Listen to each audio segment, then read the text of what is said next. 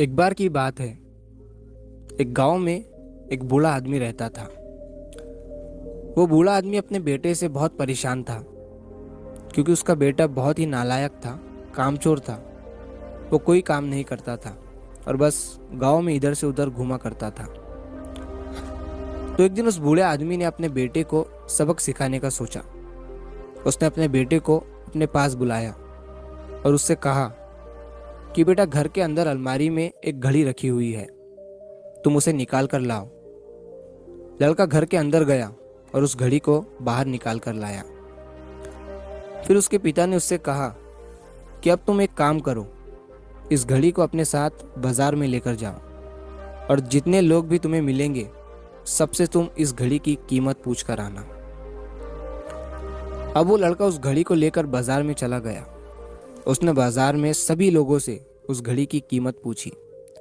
किसी ने उस घड़ी की कीमत 500 बताई, किसी ने 1000, तो किसी ने 800। सभी लोगों ने उस लड़के को उस घड़ी की कीमत अलग अलग बताई और कई लोगों ने एक जैसी। वो लड़का अपने पिता के पास वापस आया और उसने उनसे कहा कि पिताजी, सभी लोगों ने इस घड़ी की कीमत अपने हिसाब से बताई। किसी ने 500, किसी ने 1000, तो किसी ने 800।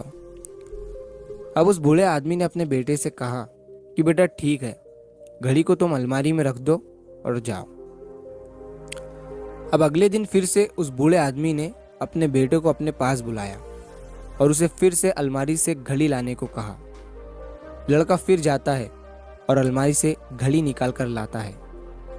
और अब उस बूढ़े आदमी ने अपने बेटे से कहा कि बेटा जाओ और आज तुम इस घड़ी के अंदर जो समय चल रहा है उसकी कीमत पूछ कर आओ। लड़के को समझ नहीं आ रहा था कि उसके पिताजी उससे क्या करवाना चाह रहे हैं। वो दुखी मन से फिर से घड़ी को लेकर बाजार में चला जाता है और सभी लोगों से उस घड़ी के अंदर जो समय चल रहा था उसकी कीमत पूछता है।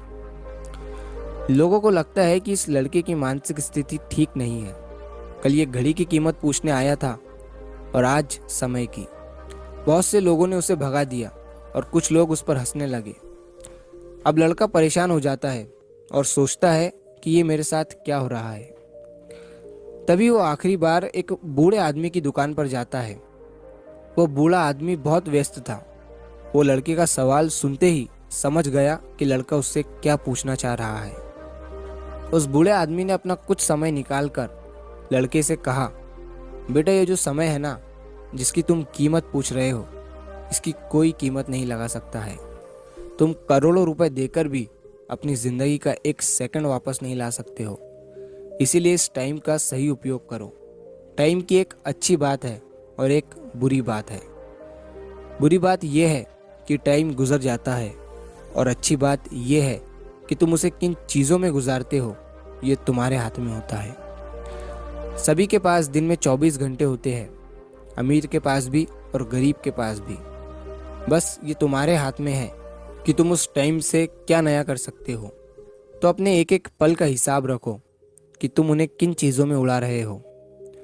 उस बूढ़े आदमी की बात सुनकर उस लड़के की आंखें खुल सी गई, मानो उसमें एक बड़ा बदलाव सा आ गया हो।